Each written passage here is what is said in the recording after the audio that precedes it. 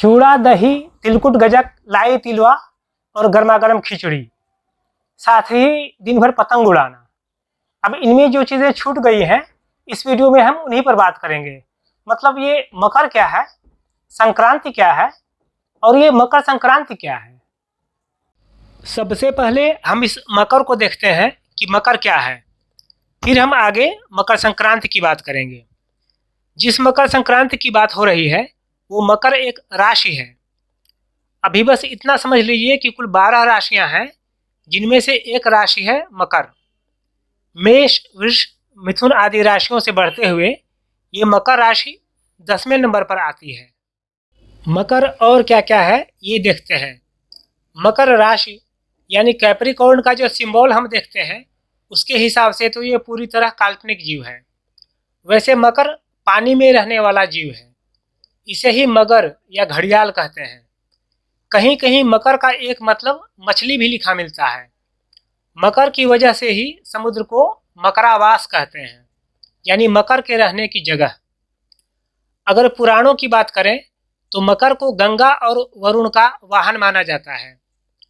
मकर कामदेव की ध्वजा पर काम के प्रतीक के रूप में अंकित होता है।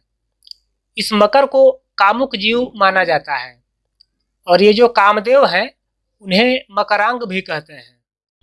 यजुर्वेद संहिता के अनुसार अश्वमेध में जिन जीवों की बलि दी जाती थी उनमें मकर भी शामिल था।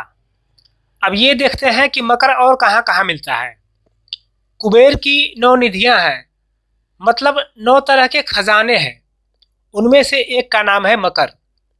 आपने सुना होगा अष्ट सिद्धि 9 निधि के दाता, असबर दीन जानकी माता। ये सिद्धियां 8 कही गई हैं और निधियां 9 तरह की बताई गई हैं।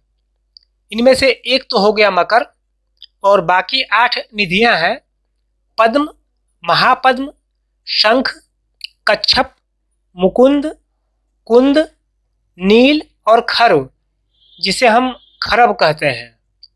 मीरा के भजन में आपने मोर मुकुट मकराकृत कुंडल तो सुना ही होगा, यानी मकर के आकार वाले कुंडल। अब बात करते हैं राशि वाले मकर और उसकी संक्रांति की। कुल 12 राशियां होती हैं, 10वीं राशि है मकर। और जब सूर्य एक राशि से उसकी अगली राशि में प्रवेश करता है तो इसे संक्रांति कहते हैं। इस तरह 12 राशियों की 12 संक्रांति होती हैं। ये सभी संक्रांति पवित्र मानी गई है। मकर संक्रांति को समझने से पहले ज्योग्राफी के कुछ फैक्ट देख लेते हैं। विषुवत रेखा यानी इक्वेटर से 23.5 डिग्री दक्षिण है मकर रेखा, यानी ट्रॉपिक ऑफ कैप्रिकॉर्न। 22 दिसंबर को सूर्य की किरणें मकर रेखा पर लंबवत पड़ती हैं। इस दिन पृथ्वी का उत्तरी गोलार्ध सूर्य से सबसे अधिक दूर होता है और 22 दिसंबर को उत्तरी गोलार्ध में साल का सबसे छोटा दिन होता है और सबसे लंबी रात होती है। अब देखते हैं कि मकर संक्रांति क्या है। 12 सौर मास हैं जिन्हें राशियां भी कहते हैं। पृथ्वी पर इन 12 राशियों की रेखाएं तय की गई हैं। इन रेखाओं को क्रांति भी कहते हैं। ये रेखाएं विषुवत रेखा यानी इक्वेटर से 24 डिग्री उत्तर और 24 डिग्री दक्षिण के बीच मानी गई है। 14 जनवरी को सूर्य का धनु राशि से मकर राशि में प्रवेश होता है, यानी 24 डिग्री दक्षिण वाली राशि से उत्तर की ओर वाली राशि में प्रवेश होता है।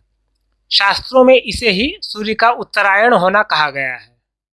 अब ये देखते हैं कि उत्तरायण में संक्रांति की राशियां कौन सी हैं और दक्षिणायन में संक्रांति की राशियां कौन सी हैं।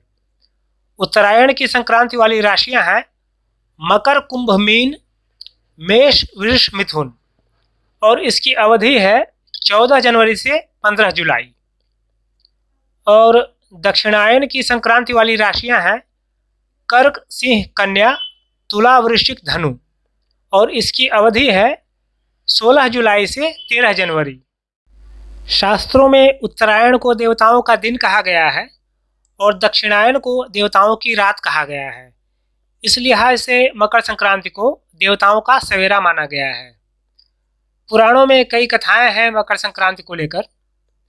एक कथा है कि मकर संक्रांति पर गंगा स्वर्ग से उतरकर भगीरथ के पीछे पीछे चलकर कपिल मुनि के आश्रम में जाकर सागर में मिल गई थी। गंगा का जल सागर में मिलने से राजा सगर के 60,000 पुत्रों का उद्धार हुआ, जो सभी शापग्रस्त थे। इस मौके पर पश्चिम बंगाल में गंगा सागर पर बहुत बड़ा मेला लगता है।